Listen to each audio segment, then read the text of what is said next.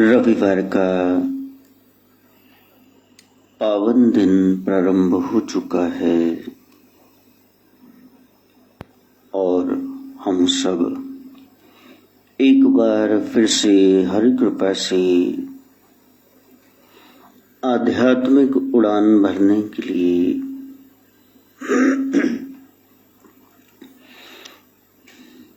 सत्संग का सहारा ले रहे हैं। आधार है नाथ परंपरा, नाथ संप्रदाय।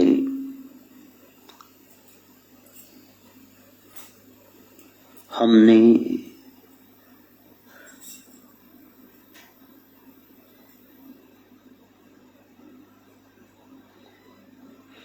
औगुणों के बारे में, सिद्धों योगियों के बारे में स्टडी किया, पढ़ा। अब नाथ चर्चा चल रही है।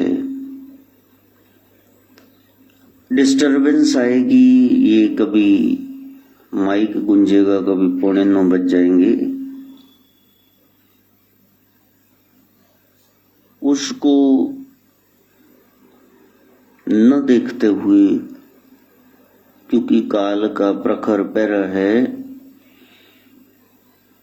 जब श्री हरि और सदाशिव हैं तब जलंधर जैसे दुष्ट प्रकट होते हैं, असुर आ जाते हैं राहु जैसे। जब राम हैं तब रावण, कुंभकर्ण ऐसे खरदूषण ताड़का सामने आ जाते हैं। कृष्ण हैं तब शिशुपाल, चाणूर, मुष्टिक, कंस, ये विरोधी ताकतें खड़ी ही रहती हैं। इसलिए उनका ध्यान ना करते हुए सत्पुरुषों को सत्य का संग करना चाहिए। उस सत्य को अपने जीवन में ढाल लेना, यही सत्संग है।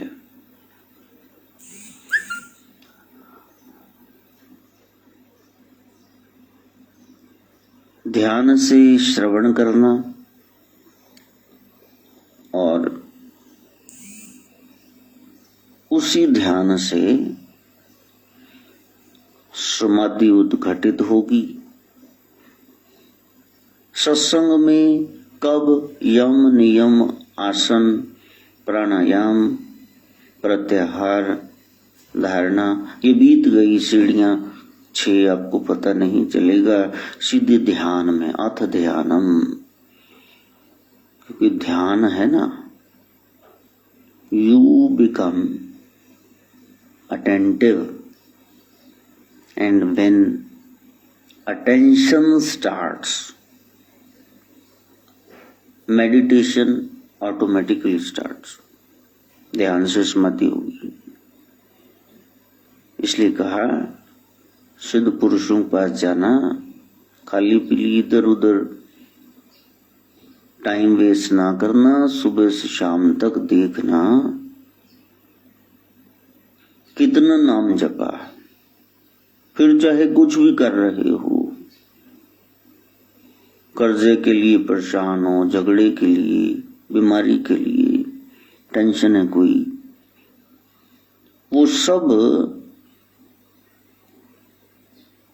यदि आप उस समय सुमरन कर रहे हैं, आपकी तपस्या बन जाएगी। और यदि संसार में खपत हुए फिरते हो तो फिर तपना पड़ेगा सेपरेटली। हाथ कारवल, चित्त यारवल। नामा कहे तिलोचना, बहुत सारे संत इकट्ठे बैठे हुए, कहा कि नामदेव आपको तो इतनी बार प्रभु के दर्शन हो गए, कभी कुकर में, कभी अग्नि में, कभी राक्षस में जो कुएं में था, कभी खूब तेरी पगड़ी मीठे तेरे बोल उस पठान में, मुगल एहलकार में। तो हम कैसे उस तत्व को पाए, प्रत्यक्ष देखे, नामा कहे त्रिलोचना। नामदेव ने कहा, हे त्रिलोचन भगत, मुख ते राम समाल, बस राम राम कहना मुंह से, हाथ पांव कर काम सब चित निरंजन नाल। उस अलख निरंजन के साथ, उस परमेश्वर के साथ वृत्ति को जोड़ लो। काम तो करने होंगे संसार में, उते हाथ तरह थोड़ी कम बनेंगे। आपको दुकान पे भी जाना होगा, आपको गोदाम में भी, आपको इधर उधर रिश्तेदारी, आजू बाजू में रिश्ते पड़ोस के, ये सब निभाने पड़ेंगे। कुछ परचेजिंग करनी, कुछ सेल करनी, आपने कुछ सेल करना है, तो बहुत काम है, कोई खाली नहीं बैठा हुआ। वो सब करते करते जो संसार का बनता है संसार को दे दे, और जो करतार का बनता है वो उस ब्रह्म को दे। बस उसका हिस्सा हम भूल जाते हैं। जैसे सैटरडे संडे लॉकडाउन है, कंप्लीट कर्फ्यू की नहीं ही है, सब कुछ तो बंद है। फिर आपके मन में आना चाहिए कि 8 बजे से कम आप पूरे इच्छुक हो जाएं, तैयार बैर हो के आप बैठो। कि सारे दिन तो नहीं सुन पाए, तो शाम का तो होता ही नहीं, 1.25 साल हो गया सत्संग, तो क्यों ना हम बैठें अच्छी तरह से सज संवर के।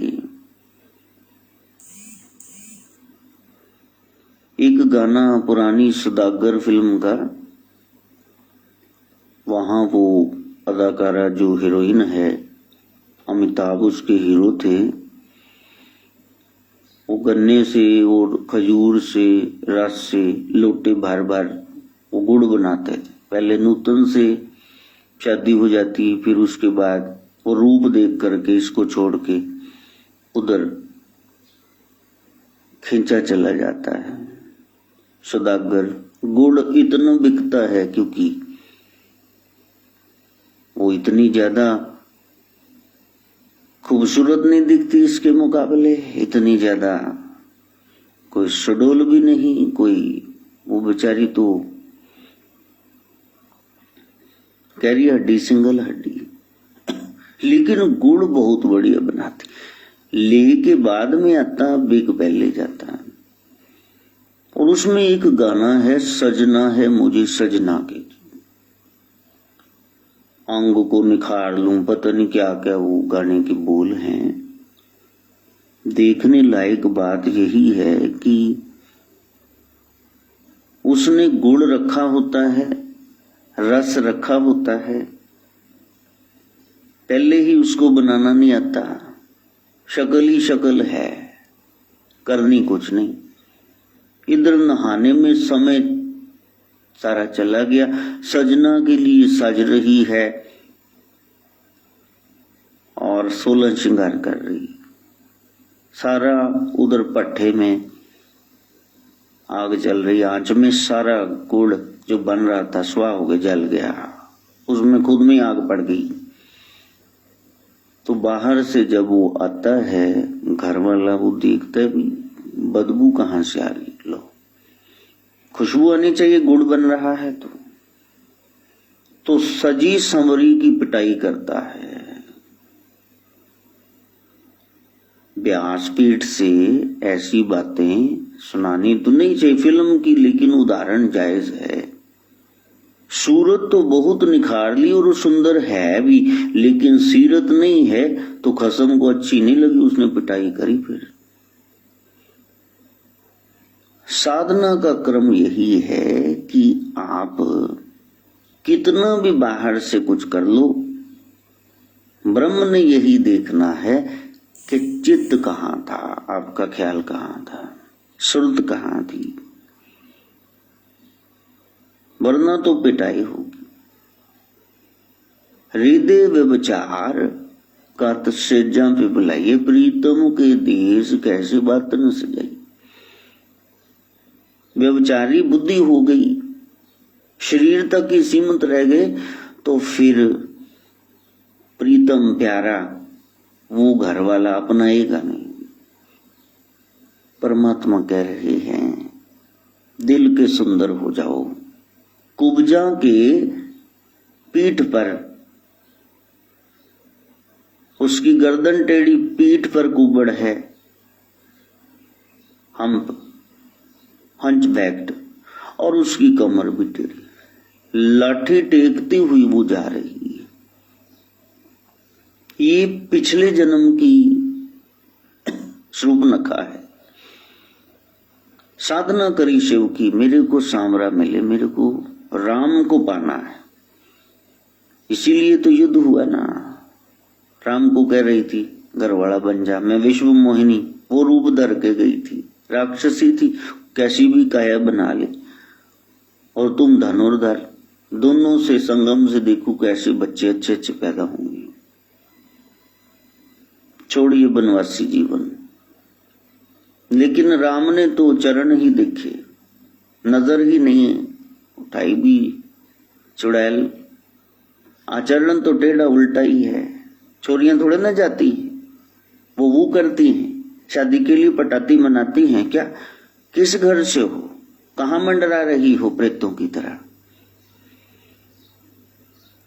तो वही अब विशुद्ध हो गई, चाहे बिल्कुल सूरत खराब है, पकोड़े जैसा नाक है, काली कलूटी है, कंस को रोज चंदन लगाने जाती है, लेकिन मन में ये भाव आ गया कि देखो घर वालों ने मेरे को लड़की जानकर के क्रूप है, शादी तो होनी नहीं, चलो वहां रोज मालिश कराया करी। मर्द तो मर्द है ना, वो नंगा लेटा चड्डी में, और ये बेचारी मालिशें कर रही है, चंदन लगा रही सारे शरीर पे, मन से रो रही है। बच्चे पत्थर मारते हैं, टेढ़ा चलती है, क्रूप है, वो छोटे छोटे बच्चे मजाक उड़ाते हैं, ये चिढ़ती है। तो वहां शिव से वरदान यही पाया कि मेरे को क्रूपता इतनी देना कि ये तन में कैसा भी बना लेती थी, बस मेरा मन समर जाए, चाहे चेहरा कैसा भी हो। हे शिव, हे गोरक्ष, वो रमी शक्ति राम कैसे प्रसन्न होते हैं? कस चेहरे से नहीं होंगे, तेरी सीरत से होंगे। स्वभाव कैसा है प्रभु, मेरा स्वभाव ठीक कर दो। स्वभाव का प्रभाव है ना, ब्रह्म पे तो वही पड़ेगा प्रभाव, असर। अब मन में रो करके एक दिन विचार है, सिर्फ एक दिन, कुछ मोमेंट के लिए, वही पल है जो आपको मिलाता है उस ब्रह्म से, तब ब्रह्मानुभूति होती है। उधर कृष्ण सखाओं के साथ यहाँ खेले देखने आए हैं मथुरा नगरी में, गोकुल से, ब्रज मंडल से शहर में जाएंगे, मामा जी ने बुलाया है, अक्रूर जी सेनापति जी लेने आए हैं। शहर में आए हुए बच्चे सारे नंद जी के साथ, अक्रूर के साथ। और उधर वो उतरे हैं, इधर मन में भाव जग गया कि आज हमारे यहाँ इतने लोग आएंगे, और मैंने सुना है समय का मला सदगुरु वो गोवर्धन गिरधरधारी कृष्ण भी आ रहा है। क्या मेरे भाग इतने हैं, मैं रोज दुष्ट के अंग अंग पर जाके चंदन का लेप करती हूँ। कभी ऐसा हो कि मैं ऐसे करके उंगली डुबो करके चंदन पिघा हुआ है, घुला हुआ है, अपने प्यारे प्रीतम को, जगदीश्वर को लगाऊं, बस इतना स्वभाव। साइड पे से आ रही है सड़क पर चलती हुई मथुरा की बाजारों में, और मन जुड़ा हुआ है, हाथ पांव कर काम सब चित्त निरंजन, कि एक लम्हा आ जाए, बस वो जीवन बन जाए। Then that miracle happened. अभी आंख खोली तो सामने सांवरा खड़ा है, और उसने कह दिया सुंदरी चंदन लगाती हो, मेरे को भी टीका लगा दो। बस वो बस पल देखने लायक था। जरा कल्पना करो, जिसको आप इतने प्यार से पिछले युग से बुला रहे हैं, त्रेता बीत गया और द्वापर का वो चरण आ गया और सामने भगवान कह रहे, सुंदरी। आज उन्होंने कह दिया, पहले कह रही थी पिछले जन्म में मैं सुंदर हूं, प्रभु ने चरण से ही निगाह नहीं हटाई। आज खुद कह रहे हैं सुंदरी, क्योंकि सजना है मुझे सजना के लिए। जब तक आपकी सीरत स्वभाव भीतर गुण प्रकट नहीं होते, आप राम को, आप शिव को अच्छे नहीं लग सकते। मेरे को कल भी किसी ने प्रश्न किया कि आप तो नाथ हैं जी, तो आप ऐसा क्यों कहते हैं हरि कृपा से, हरि कृपा से। अभी भी द्वैत बना हुआ, हरि हर और हर जन ये तो एक ही है। भक्ति भगत भगवंत, ये चार नाम हैं बापू, एक। हाँ, जिनका सुमरन करते ही भव बंधन कटे अनेक। अभी तो द्वैत बना हुआ है। अरे भाई नाथ है तो ज्यादातर जो सरल वाणी है, जिनका बड़ा ही अनुवाद मिल जाता है, वो भर्तृहरि शतक है, वो भर्तृहरि की वाणी है। तो हम उस लिहाज से बोलते हैं हरि कृपा से, यानी भर्तृहरि, राजा भर्तृहरि जो हमारे नाथ हैं।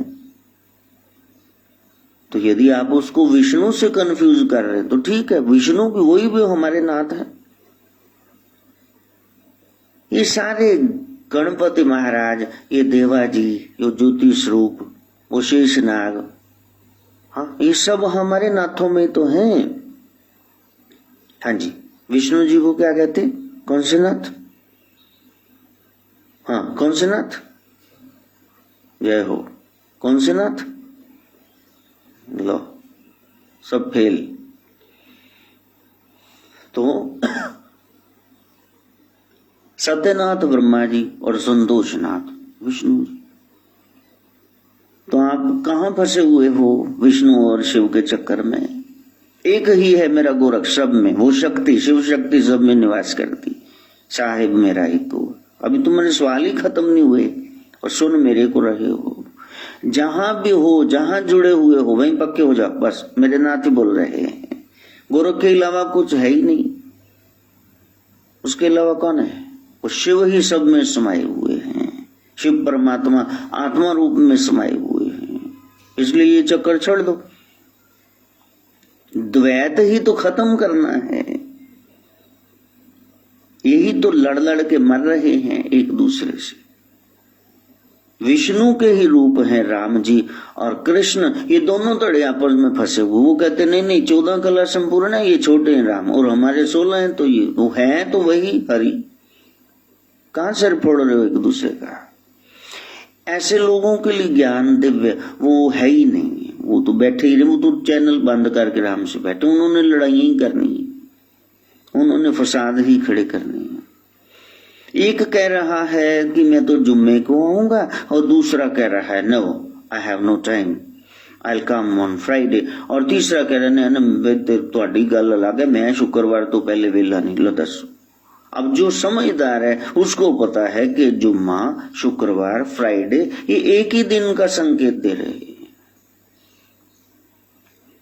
हरि हर जन दोए एक हैं, कहन सुनन को दोए, जो दोए कर जानते तो गुरु न मिले हुए। यदि आपको दो नजर आ रहे हैं, एक की जगह दो नजर आ रही उंगलियां, इसका मतलब दृष्टि में दोष है। आइज चेक कराओ वहां से। जब कह दिया जर्रे जर्रे में है झांकी भगवान की, वही सत्ता रमी हुई निवास कर रही है, तो तुमने ये विष्णु और शिव के झगड़े कहां शुरू कर दिए? इसीलिए कल कहा था कि ग्रंथों के बारे में पूछ रहे हो तो उसके लिए तुम्हारा अपना बैलेंस चाहिए, उसको समझने के लिए। कि हमें बता दो जी 40 कौन सी हैं किताबें, वो जाके लॉयल बुक डिपो से या किसी और से तुम जाके खरीद लोगे, बुक शॉप से, गुप्ता बुक शॉप से। यहाँ बड़ी बड़ी पुरानी किताबों की दुकानें हैं, किरण बुक शॉप, पता नहीं कौन कौन सी। लेकिन वो ग्रंथ इतने भार लेकर के सिर पे तुम घूमोगे, उनमें जो ग्रंथियां हैं उनकी चाबियां तुम्हारे पास नहीं है। एक्सप्लेन करने वाले चाहिए ना, जो सही एक्सप्लेन करते हैं। अब उसका कोई और ही बता दे, हाँ, उसका कोई और ही बता दे चलन की हाँ शांत साजन पहे सर से गुरबाणी में आ गया, और आप कहो कि देखो ये लिखा है, मैं तो बैठा हूं यहां कलगी लगा के। तुम कलगीधर पिता सर्वांशदानी थोड़ा ना हो सकते हो, नहीं, जितने हो उतनी बात करना, वरना पकड़े जाओगे, फिर वहां बैठ कर के सच्चे हो जाओगे। ये भी उसकी कृपा, ये नाम की बड़ाई है। पखंड से भी शुरू होगे, वो तुम्हें सच्चा करके छोड़ेगा। कहीं तो अकल को लठ मारो, नहीं प्यारे, वो साहेब एक है।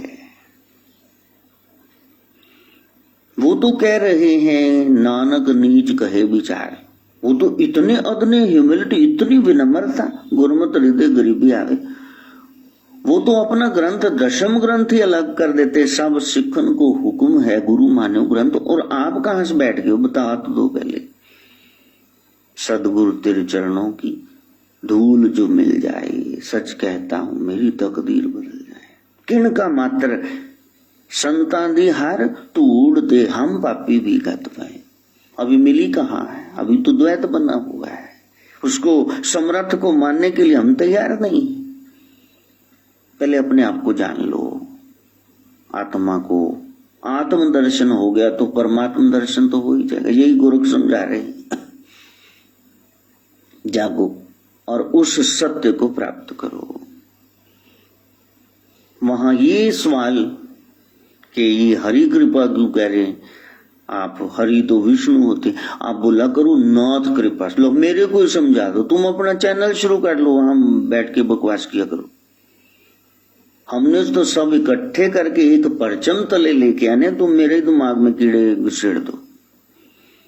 नहीं प्यारे, तुम जौन से भी धर्म से हो, तुम जहां भी हो, वही सच्चा धर्म है। वहां से अलग मत होना। मेरे नाथ जी ने कभी किसी को हटाया नहीं।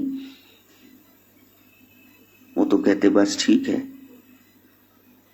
तो मन के नाथ बनो, अपनी जितनी सुविधाएं हैं लोगों पर लौटा दो। सेवा सेवा, नाथ का मतलब सेवा सेवा से और कुछ है ही नहीं। सेवा करो, तन से सेवा करो, यदि धन नहीं है धन से सेवा करो जो जरूरतमंद है। मन से सेवा करो सुमिरन, हाथ पांव कर काम सब चित निरंजन। देखो जुड़ रहा है, वहां जुड़ तो रहा नहीं। तो रविवार उसी का आ गया, प्रकाश का दिन, जिसका द्वैत खत्म हो गया। हम सब एक हैं, क्योंकि वो एक है। सत्यम शिवम सुंदरम। राम अवध में, काशी में शिव, कान्हा वृंदावन में। दया करो प्रभु देखो इनको हर घर के आंगन में। ये अलग अलग न रहे। राम अवध में, काशी में शिव, कान्हा बंसी वाला कहा वृंदावन। लोग अलग अलग बंट गए। दया करो प्रभु देखो इनको हर घर के आंगन में एकत्व आ जाए।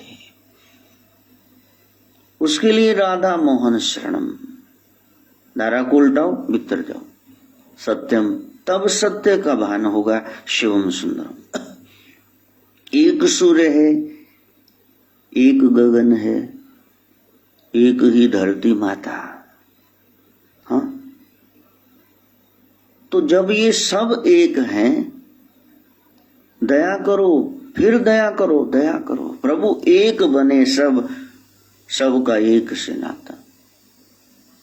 संतों की अरदास तो देखो कैसी है, वो उस एक से जोड़ना चाहते हैं, और आप अनेक करके बैठे हुए हो। ये बाली है, ये कोका है, ये नथ है, ये हार है, अंगूठी है, लेकिन सोना है। इसी तरह वो मेरा सोना है, वो है शिव गोरक्ष। उसको तुम राम कह लो, विष्णु कह लो, उसको तुम हालेलुया कह लो, अल्लाह कह लो, वाहिगुरु कह लो, जीसस कह लो, वो एक है।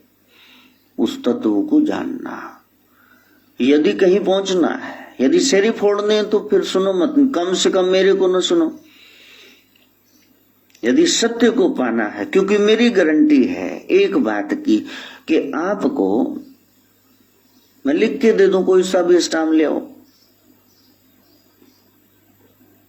कहीं और से प्राप्ति होगी कि नहीं मेरे को नहीं पता है। अगर आपको यहां से नहीं हुई फिर मैं लिख के दे सकता हूं, आपको कहीं से भी नहीं होगी, हो ही नहीं सकती।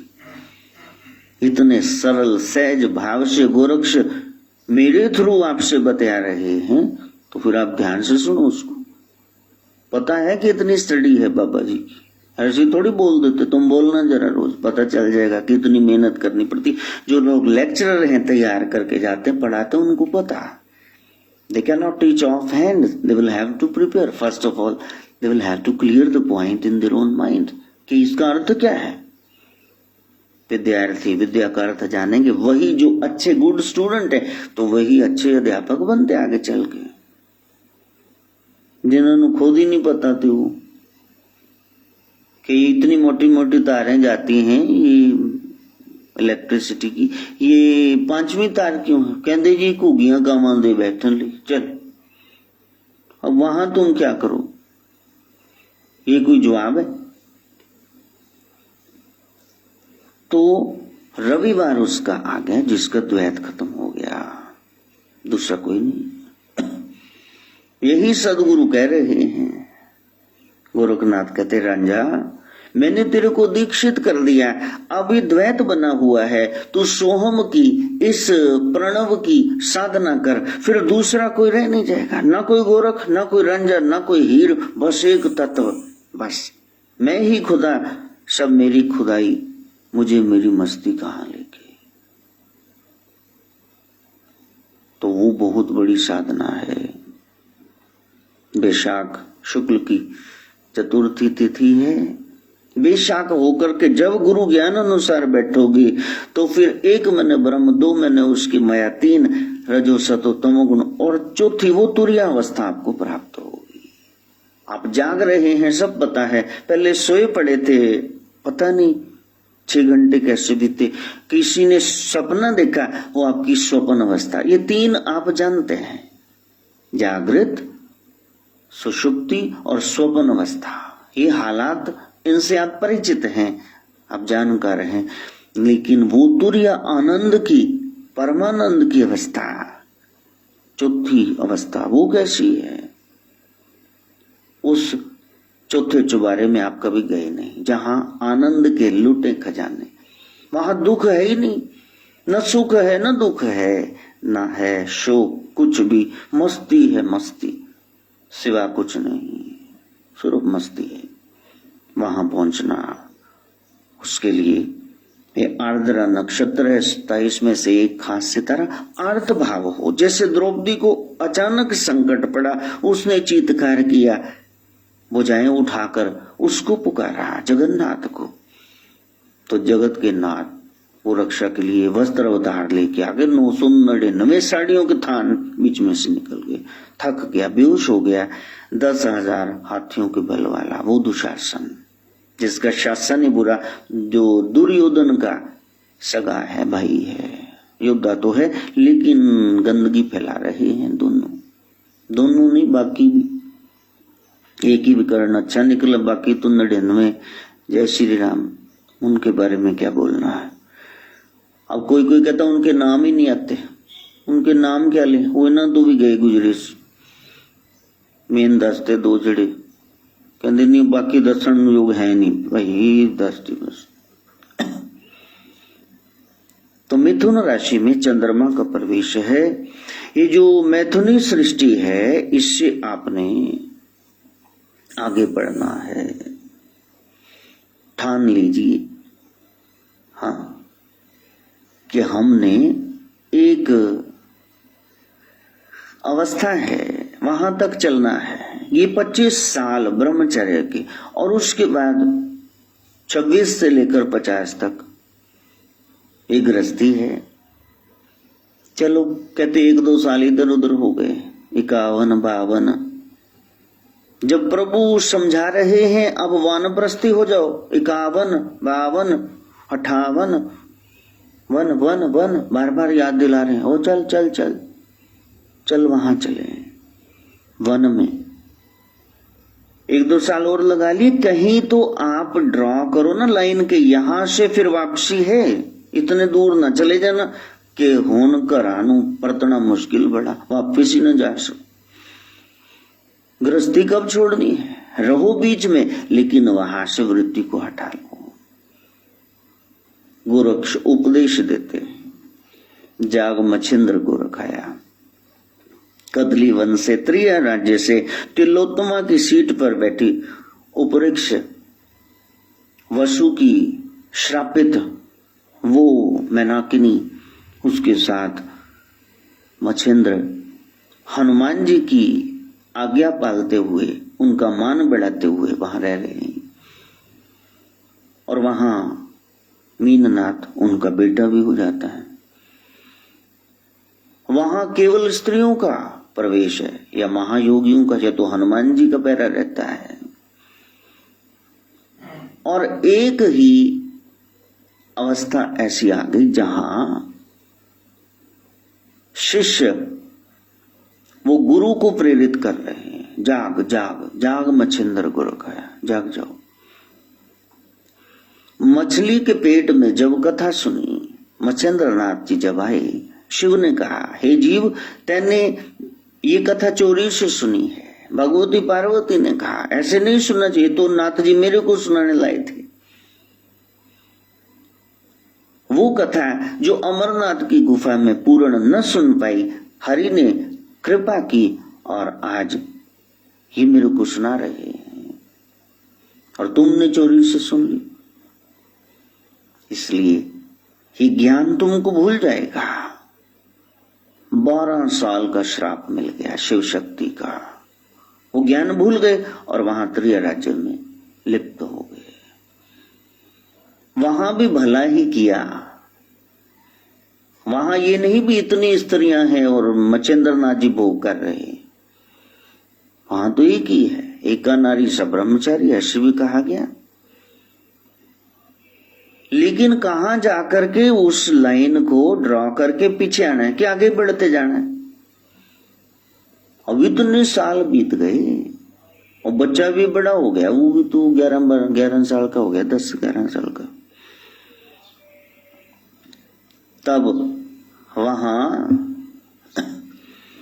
जाकर के संगीत जितने भी पेश कर रही है नारियां, उनके साथ जाकर के नारी वेश में मृदंग बजाते हुए, ढोलक बजाते हुए, ढोल की बीच में से था जाग मच्छिंद्र गोरख आया। हे गुरुदेव, जागृत हो जाइए, 12 साल पूर्ण होने को हैं, 11 का तो बच्चा ही हो गया, चलो चले।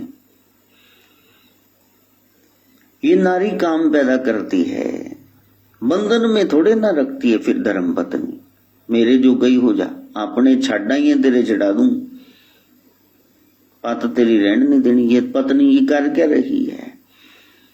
साधु का जीवन स्वादु नहीं है। आप जगत कल्याण के लिए आए हैं, अपने भोग कहां भोग रहे? इतने साल हो गए, मेरे को कनिफा नाथ की इतनी बकवास सुननी पड़ी। आप चलो, पहली बार इतिहास में हुआ जब शिष्य गुरु को प्रेरित कर रहा है, चलो जाग जाओ। जैसे चल चल मेरे भाई तेरे हाथ जोड़ता हूं, और वो पिए बैठा है, वो बोतल छोड़ता ही नहीं। कहा ठीक है, फिर कहा नहीं तू छोटे, तू चला जा। तो फिर छोटा कहता है जिसका बड़ा भाई हो शराबी, छोटा पिए तो क्या है खराबी, फिर मैं भी तेरे नाल ही बेजन है। कहा नहीं नहीं नहीं नहीं, ऐसा ना करना है।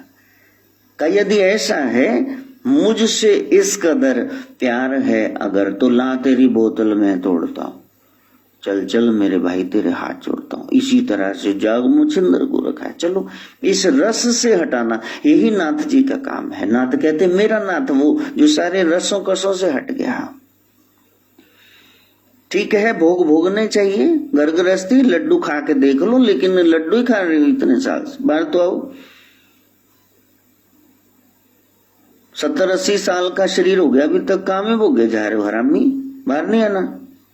इंद्रियों की गुलामी इस उम्र में भी, जब पेट में गैस का गोला उठे क्या करना है, गोरख निकाल रहे हैं उस खड्डे से। इतने श्रृंगार किए हुए हैं तो फिर वो लुभाती है, काम वासना पैदा करती है, आकर्षित करती, इसीलिए उसको कामनी कहा गया। कामनी को छुड़ा लिया। मच्छिंद्र वहां से चल पड़े, मीननाथ साथ में आगे आगे, गोरख जाके। वो जगाने के लिए आए हर युग में। ऐसे मेरे नाथ जी वो कह रहे हैं, जाग जाओ, सजग हो जाओ, विषय आपको विष तुल लगे।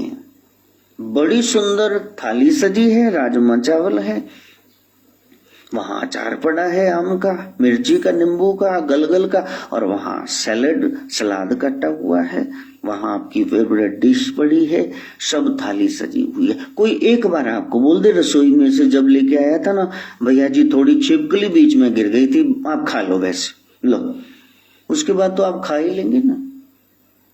वह ले जा भरावा चाक के, मैं रस खा लू, मैं ब्रेड खा लू, मैं नहीं खाना। छिपकली गिर गई थी, कहने यहाँ थोड़ी पूंछ, वो देखो पूंछ हुई से टपदी पई है राजमा, लो तो खा लोगे क्या।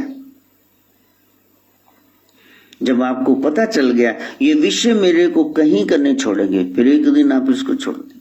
अभी आपको पता है कि ये ठीक नहीं है, फिर भी आप भोग लेते हो क्योंकि गंदी आदत पड़ गई। डिस्वेड करो, पहले परसुएड किया ना, मना लिया उसको, आप इसको डिस्वेड करो, वहां से हटाओ, धीरे धीरे हट जाओगे। 30 सिगरेट पीते हो, 29 कर दो, 28 कर दो, और महीना बीतेगा फिर एक भी नहीं पियो। दृढ़ संकल्प चाहिए आपका, फिर जागृति होगी। गुरु ने बानी पकड़नी, 24 घंटे गुरु थोड़े ना संग में रहेंगे। गुरु कौन? ज्ञान। पेपर देने गए थे, मैथ्स वाला, साइंस वाला, हिस्ट्री वाला, ज्योग्राफी वाला, ये सारे टीचर साथ में थे। कौन बां पकड़ के लिखवा रहा था? वो ज्ञान साथ में था। आपने 10वीं +2 BA में पता नहीं क्या क्या कर लिया। उस ज्ञान को भीतर धारण करना। तो वहां कामिनी तो छूट गई, लेकिन कनक, वो पैसा, कंचन, वो छूटा नहीं। अभी गहने सारे पहने हुए हैं, राजसी वस्त्र पहने हुए हैं, अभी बगल में ईंट छुपाई हुई है, मैनाकनी की दी हुई। रास्ते में कभी जरूरत पड़े तो, मेरा बेटा तो राजभोग, आप भी 12 साल राज्य में रहे, तो रास्ते में इन गहनों को बेच करके कुछ खा पी लेना। जब आप ट्रेन से उतरते हैं ना, लंबा सफर था, तो बैठे बैठे ऐसे करते हो, सामने वाला कहता क्या हुआ, करने नहीं, मेरे को लगा अभी भी झटके लग रहे, ट्रेन में बैठा हुआ। अभी वो माया मोह की नगरी से आए हैं, अभी वो मोह छूटा नहीं, अभी उसको हृदय में संजोए बैठे हैं, पूरा असर गया नहीं, अभी समय लगेगा। तब गोरख वहां गर्भगिरी पहाड़ पे भंडारा करते हैं, वहां सोने का पहाड़ खड़ा कर देते हैं। साधुओं को क्या जरूरत है वैभवों की, उनकी ये सारी सृष्टि गुलाम है।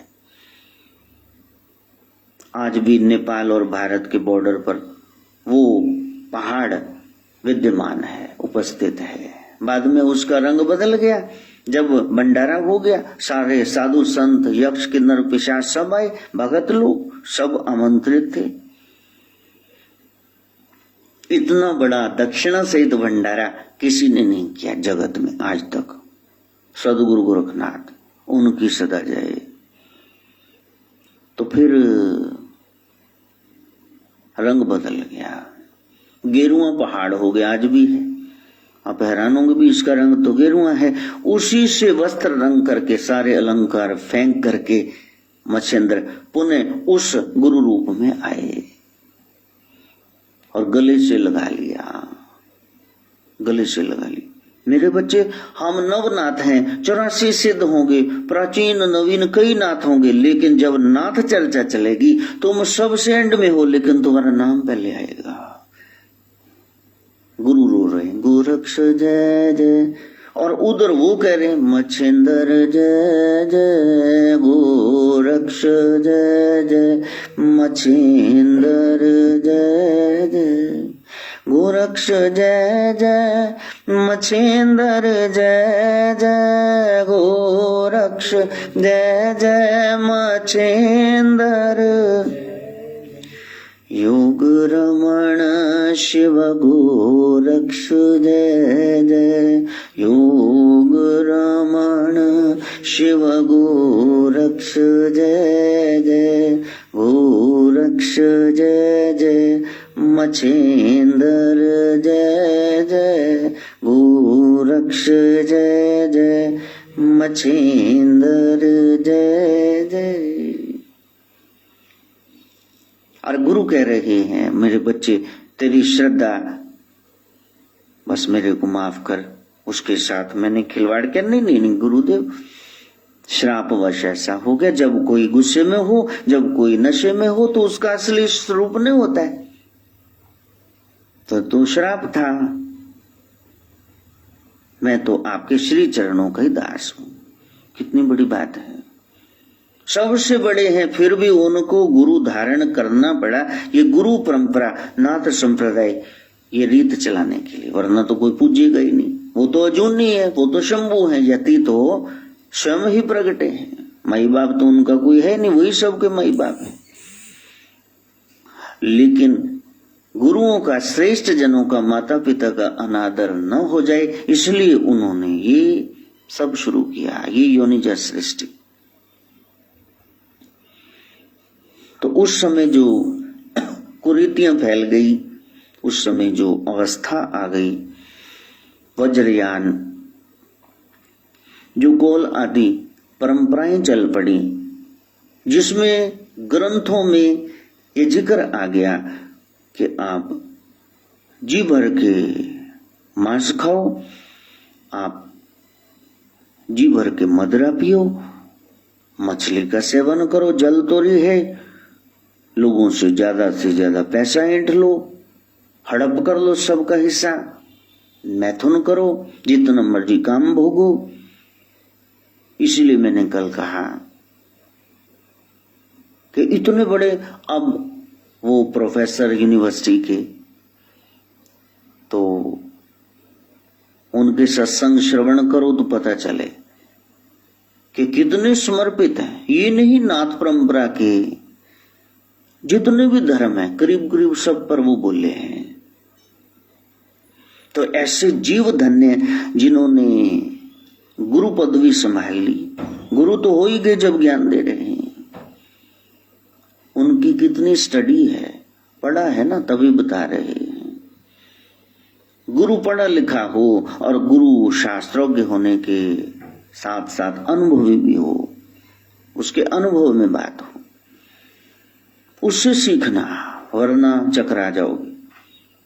अब कौल ग्रंथ पढ़ोगे, अब वज्रयानियों ने जो धारा दी, चारवाक ने जो सिद्धांत दिए, तो आप पढ़ोगे तो फिर तो दिमाग ही खराब होगा।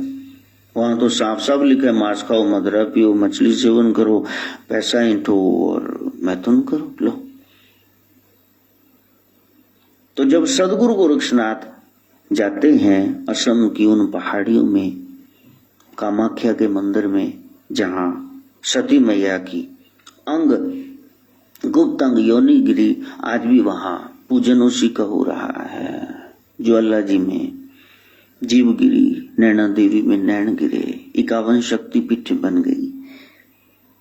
शंकराचार्य को कह करके तो फिर सदगुरु गोरखनाथ ने ये माड़ियां, ये सब शक्तिपीठें, ये 4 धाम, ये सब स्थापित करवाए। शंकर ही तो आचार्य हैं। और वहां पर जब सत्संग होने लगा, तब कहा कि महाराज आप तो इन चीजों से मना करते हैं, हमारे ग्रंथों में ये लिखा हुआ, ये देखो तो, मांस, मदिरा, मछली, परहक और मैथुन, ये तो लिखा हुआ है। तब गोरक्ष भी यही कह रहे हैं, प्यारे, जब तक अनुभवी न बैठा हो तो ये ग्रंथों के साथ माथा मत फोड़ना, समझ नहीं पाओगे। अगर सीधा पेड़ के, आम के पेड़ के तने को दांत काटोगे कि शायद बीच में से आम का रस आ जाए, तो तुम्हारी बत्ती सी बाहर आ जाएगी, नहीं तो 2-4 दांत तो हिल ही जाएंगे। जरा तने को आज जाके दंडी मार के देखना, दांत काट के। फिर सब बैठते हैं ध्यान से, फिर गुरुजी आप सिखाइए ना, आप समझाइए इसका क्या अर्थ है। यहां तो कुछ और ही अर्थ बता दिया गया। ये विकृत मेंटेलिटी, इसको सुकृत अच्छे रूप देना, प्रदान करना गोरख की ये विशेषता रही। सदगुरु गोरखनाथ उन्होंने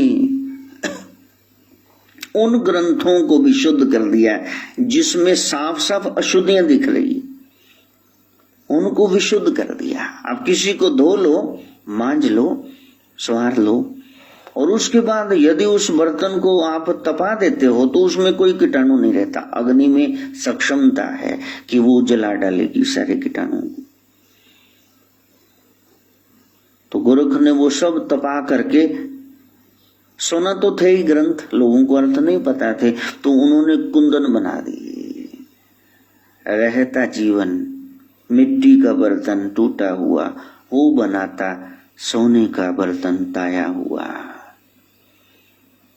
वही है, गोरख नाम है उसका, वो है सबका खुदा। जिसने जान लिया, हाँ बाकी ग्रंथ हैं उसमें किसी देवी देव की महिमा बताई हुई है, उसने ये चमत्कार किया, उसने ये किया, बहुत अच्छे हैं, सबको नमन है, नमस्कार। लेकिन गोरख ग्रंथ में वहां देवी देवताओं की महिमा नहीं है, वहां आपकी महिमा है कि आप कैसे जिए, कुंडलनी कैसे जगाएं, आप शक्ति को, भीतर आत्मिक शक्ति को कैसे जगाएं, और कैसे आप में वो ब्रह्म प्रकट हो और आप इंसान से भगवान हो जाएं। और वो जो इंसान से भगवान बनाने की विधियां हैं वो इतनी सरल थोड़े ना है। आप किताब बाजार से खरीदेंगे 500 की और आप उसको जान लेंगे। बाजार में टेक्स्ट बुक से पहले गाइड्स आ जाती हैं, MBD guide, Sartaj guide, Kohinoor guide, super general English, पता नहीं क्या क्या, मिंद्रा, पता नहीं कौन कौन से नोट्स आ जाते हैं, रघुकुल तिलक, राम जी लाल, श्याम जी लाल, पता नहीं क्या, मत्स्य आयन। लेकिन ये सब होते हुए भी फिर आप सिर पकड़ के बैठते हैं। मम्मी पापा पूछते क्या हुआ, कहा कि ये क्लियर नहीं हुआ, फिर वो आपको ट्यूशन रख के देते। ना तो क्लास टीचर से वहां 50 बच्चे थे आप पूछ पाए, ना तो आप खुद गाइड से पूछ पाए, समझ पाए, तो फिर ट्यूटर के पास जाते हैं।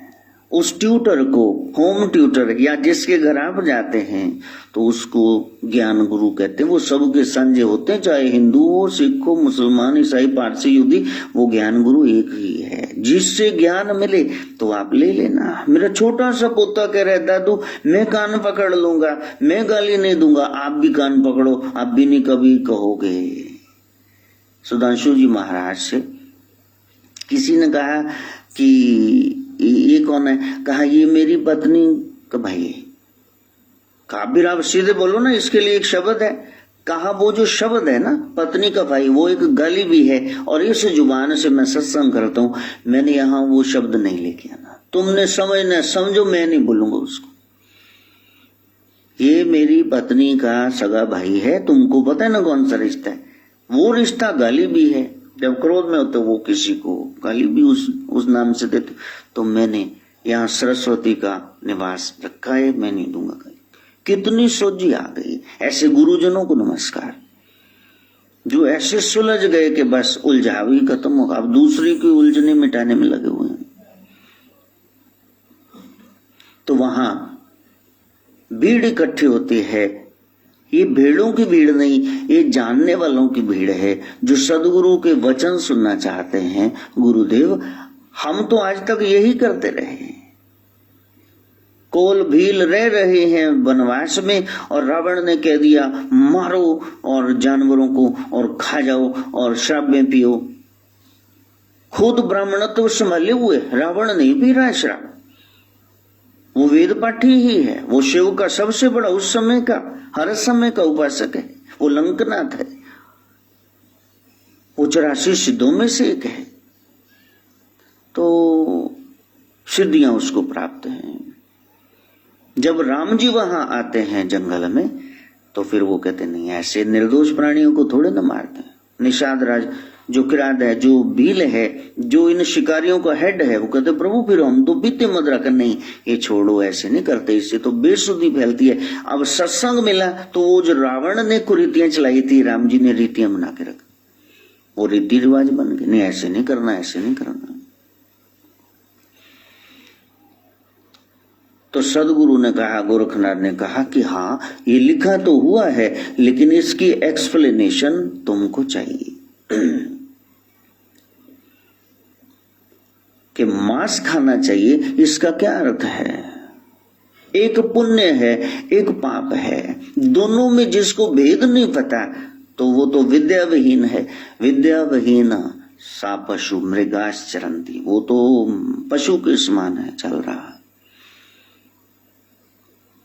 अब किसी को ज्ञान ही नहीं क्या करना चाहिए क्या नहीं करना चाहिए। कैनिबल्स आज भी नरभक्षी हैं, देखो नंगे घूम रहे हैं जंगलों में। आप मिले तो ऐसे ही आपको जिंदा ही खाना शुरू कर दें। आप कहीं शायद भाई साहब कोई मैंने पूछना है राह तो भिखारी है, शायद 2 रुपए दे दा, कपड़े दे दा, उन्होंने तो खाने लगना हाथ। कैनिबल्स हैं, आज भी हैं, उनको कोई पता नहीं हम इंसान हैं, जंगलों में जानवर की तरह ही रह रहे हैं, उनको भाषा का ज्ञान ही नहीं। जो पुण्य अपुण्य नहीं जानता है वो पशु है। इस पशु को ज्ञान की तलवार से मारो और परम तत्व में लीन करो। ये है मांस भक्षण का, ब्रह्म में लीन होने का सात्विक अर्थ। जब कह रहे हैं पशु को मारो, पशु उसका मांस खा जाओ, इसका मतलब है कि आप सात्विक हो जाओ। सात्विक चित्त ही ब्रह्म में लीन होगा। ये जो भीतर का पशु है इसको मारो, ये जो अज्ञान है इसको मारो। फिर वो कहते हाँ हमको समझ में आ गया, इसको झटका दो, इसकी गर्दन उतार दो। किसकी? इस पशु की। हर एक बंदे के भीतर में पशु है। हाँ? कैसे पता चलता है? कहीं ढोल बज रहा हो, कहीं डीजे लगाओ, देखो कि मैं पुट्ठे सीधे छलांगा मार दे, वैसे तुम मारते हो ऐसे छलांगे। हाँ। और कई तो पकड़ करके किसी को कंधे भी उठा लेंगे, लो कि तो किसी के सिर में कुछ गिलास ही गिरा देंगे, लो पी रहे हैं वो गाना चल रहा है, बाकी मेरे पे रोड दे, वो उस पे सिर पे डाल देंगे, जाओ। कोई तो अपने सिर पे डाल लेंगे। इंसान को कानून व्यवस्था का बंधन ना हो तो ये तो पता नहीं मां के साथ ही भाग जाए। इसमें पशु है बहुत ज्यादा। स्वस्थ सभ्य समाज की रचना करनी, सदगुरु गोरक्षनाथ बता रहे कि प्यारे जब कह रहे हैं ग्रंथ में लिखा है मांस को खाओ, तो फिर किसी सुलझे हुए संत से पूछना इसका क्या अर्थ है। जीव हत्या तो पाप ही है, वहां आप सस्ते में नहीं छूट सकते कि वेद की हिंसा हिंसा न भवती। वेद में जो बताई गई पद्धति उसके अनुसार बलियां चढ़ाएंगे तो आपको हिंसा नहीं होगी। पढ़ के देखो ना फिर भागवत को, जिस राजा ने चढ़ाई थी बलियां, क्या हुआ एंड में? सारे पशु आ गए, सींग, कोई दांत निकाल रहा है, भी खा जाओ इसको, रूह को, इसने हमें मार के खाया है। तो फिर वहां ऐसा क्यों लिखा हुआ है? फिर कहते उसने बहुत खाया, वो तो सचखंड स्वर्ग में कम से कम चला गया। नहीं गया वो, पढ़ के देखना अपने ग्रंथों को। फिर कहा कि ये मदरा वो है एक ऐसी अवस्था जहां रस टपकता है। जब आप सोहम का जाप कर रहे हैं और फिर ऑटोमेटिकली आपने किया नहीं, जीव आपकी कर्ल हो गई, तालू को छू गई, और फिर ब्रह्मरंध्र जो ऊपर वो शिवपिंडी उल्टी सी कौआ युवेला लटक रहा है, जिसमें सुराख हो तो बंदा बैबल करता है, तोतला बोलता है, स्पष्ट नहीं बोल पाता। तो ब्रह्मरंध्र से जो रस टपकता है उसमें जब वो आता है तो उसका आस्वादन, उसका जब स्वाद मिलता है तब मस्ती चढ़ती। जब ईरानी शराब रख करके बाबर ने कहा सदगुरु नानक को कि मेरे को माफ कर दो, जेल में लोगों कहने पे डाल दिया, तो चक्कियों में बोलन धन रंकार एक मस्ताना जो तकिया में बाबर दे दरबार एक मस्ताना। क्या अब आपकी सेवा में ये कबाब, ये शबाब, ये शराब सब हाजिर है। ये आप तो, ये गुरु साहब ने कहा ये हमारा फील्ड ही नहीं, हम नहीं, ये नशे, ये औरतें, बाबर इनमें रस है, लोगों को मिलता है, लेकिन वो क्षणिक है। काप पी के तो देखो, ये ईरान की शराब है, ये इसका असर 12 घंटे रहता है। तो सदगुरु ने कहा कि मैं जो पीता हूं वो तो 24 घंटे, नाम खुमारी नानका चढ़ी रही दिन रात, उतरती नहीं खुमारी। वो कौन सी है? तो जब आप सोहम सोहम करेंगे, श्वास अंदर सो श्वास बाहर हम, तो उसी मंथन से यही सब श्वासन के श्वास में ये मनोमंथन हो जाएगा, जीव कर्ल होगी, पीछे तालु से जुड़ जाएगी, ब्रह्म रंध्र से रस टपकेगा, भीतर आनंद, उसकी शहनाइयां बाजे बज उठेंगे। आनंद पाया मेरी माए, सतगुरु में पाया, सतगुरु तो पाया सहज सिद्धि। ऐसे थोड़ी मिल गया सहज अवस्था में, मैंने कोई प्रयास नहीं किया। मन वजियां वदाइयां, राग रतन परवार परियां शब्द गवानाइए, शब्द की गुंजार हो गई। वो है आपके रस का टपकना, नाम रस बरसोरी, राम रस बरसोरी आज मोरे अंगना में। जब आप विस्माद में बैठे हैं, जब आप वजद की हालत में मस्ती में बैठे हुए हैं, उसको खेचरी मुद्रा बोलते हैं। आपने किया नहीं है।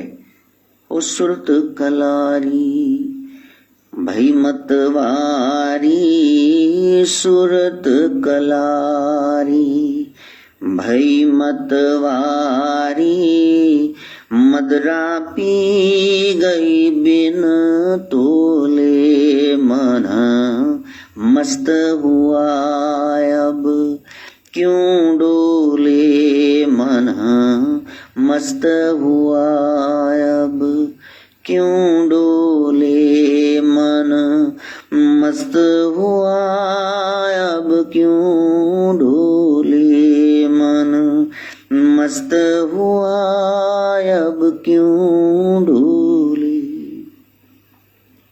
मस्ती आ गई, खुमारी आ गई, अब न सुख है न दुख है, जाही विधि राखे राम ताही विधि रही। तो गोरख मांस भक्षण का अर्थ समझाते हैं, दारू का, मदरा का अर्थ समझाते हैं कि वो मदरा क्या है? जो आप में सजीवता ला दे, जो आपको खिला के रख दे, जो आपको थोड़े समय के लिए खुशी दे दे। 2 पैग लगे होण ते ਉਹ ਜੇਬ 'ਚ 80 ਰੁਪਏ ਨੇ, ਉਹ ਪਿਓ ਦਾ ਪੁੱਤ ਐਵੇਂ ਨਿਆਣੇ ਦਾ ਕੋਈ ਖਾਣਾ ਹੈ, ਲੋਕ ਉਹਨੇ ਏਦਾਂ ਹੀ ਬੋਲੀ ਨਾ ਮੇਰੇ ਕੋਲ ਪੈਸੇ ਕੀ ਖਾਣੇ ਦੱਸੋ। ਸਵੇਰੇ ਘਰ ਵਾਲੀ ਨੂੰ ਘੂਰੀ ਜਾਊਗਾ, ਤੂੰ ਮੇਰੀ ਜੇਬ 'ਚੋਂ ਬੋਝੇ 'ਚੋਂ ਪੈਸੇ ਕੱਢੇ ਦੱਸ। ਉਹ ਕਹੇਗੀ ਰਾਤੀ ਉਹ ਮਾਂ ਵਾਲਾ ਦਰਬਾਰ ਅਕਬਰ ਦਾ ਲਾ ਕੇ बैठा सी जिले सुबानी, वो सब बांट रहा था तब। लेकिन ये जो सुख मिल रहा है, इससे तो दूसरे दुखी हैं, परेशान हैं, और तुम्हारी मुसीबतें जागने पर वहीं खड़ी हुई हैं। ये सुख मिला क्षणिक, लेकिन गोरख कहते वो मदरा वो सदा सदा के लिए आपको बैलेंस्ड कर देती है, आप सुखी हो जाते हैं। उसको पीना, वो नाम की है, वो गुरु मंत्र की है। और फिर मीन, मीन योग में अंग आता है प्रत्याहार। प्रत्याहार मैंने इंद्रियां जो चाहेंगी वहां से उनको मोड़ लो, उसको वहां से हटा लो, उस इंद्री को वहां से हटाओ, इसको प्रत्याहार कहते हैं। जैसे मछली ऐसे ऐसे करके मुड़ती हुई, कितनी सपलनेस है उसमें, कितनी इलास्टिसिटी है, वो मुड़ जाती है, इधर चलती चलती ऐसे घूम जाती है। इसी तरह गोरख कहते हैं मछलियों का मतलब ये नहीं है कि यहां तुम रह रहे हो और ब्रह्मपुत्र साथ में, ये नदी बह रही, इसमें बहुत सारी मछलियां, इसको पकड़ पकड़ के खा जाओ। ग्रंथ को समझने के लिए सदगुरु चाहिए, एक्सप्लेन करने वाला चाहिए। इंटरप्रेट कौन कर रहा है, व्याख्या कौन कर रहा है? तो जैसे मछली मुड़ जाती है, इसी तरह से अपने चित्त को डावाडोल न होने दो, इसको मोड़ लो। इंद्रियां उनकी सहज अवस्था पीछे मन से कंट्रोल्ड हैं। हाँ, बहुत बड़े ये हमारे सूरदास वो जाते हैं वैश्या के कोठे पर, और चूड़ामणि वो कह रही है कि दिन में तो भजते हो गोविंद को, रात में यहां आ जाते हो, उसी के ध्यान में, उसी के ध्यान में। और इतने में गुरु मैया आ गई, आज भोजन कर लो, तो उसके ध्यान में था, तो उसको ही पकड़ लिया ऐसे करके। हाँ, कहाँ जा रही हो? आंख खोली तो देखा गुरु मैया आए, हाय हाय, इतना मन में ग्लानि भर गई कि जाकर के आंखें फोड़ ली। इतना दंड अपने आप को दे दिया। और सदगुरु ने बाद में मिलके कहा, मेरे बच्चे, जिसका कसूर ही नहीं उसको क्यों फोड़ लिया? साफ तो मन को करना था ना। आंख से तो दर्शन भी होते हैं, गुरु दर्शन होते हैं, ठाकुर जी के दर्शन होते हैं, इनको क्यों फोड़ डाला? छुरी का क्या कसूर है?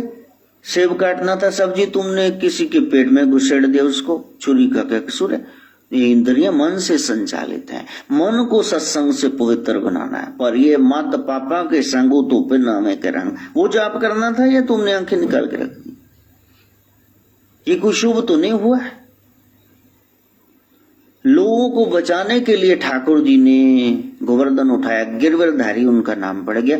हनुमान जी ने सारा संजीवन पहाड़ी उठा लिया। राम जी ने कहा वहां तो सारी बारिश का सिस्टम बिगड़ जाएगा, आपको बूटी लाने के लिए कहा था, सारा पहाड़ी उठा लाए। ये आपका कभी एडजेक्टिव बनेगा नहीं कि आप मतलब संजीवन पहाड़धारी हो, ये नाम आपका आएगा नहीं। तो मर्यादा में ही रहना है। जो मर्यादा में रहे, मर्यादा की तरफ मुड़े, उसको बोलते मीन भक्षण। मीन भक्षण बस यहां तक ही करेंगे। हमारा प्यारा लुंगड़ा आ गया है। आजा मेरे बच्चे। ओम भूर्भुवः स्वः तत्सवितुर्वरेण्यं भर्गो देवस्य धीमहि धियो यो नः प्रचोदयात्। स्वाहा। सर्वे भवन्तु सुखिनः, सर्वे सन्तु निरामया, सर्वे भद्राणि पश्यन्तु, मा कश्चित् दुःखभाग् भवेत्। ओम शांति शांति।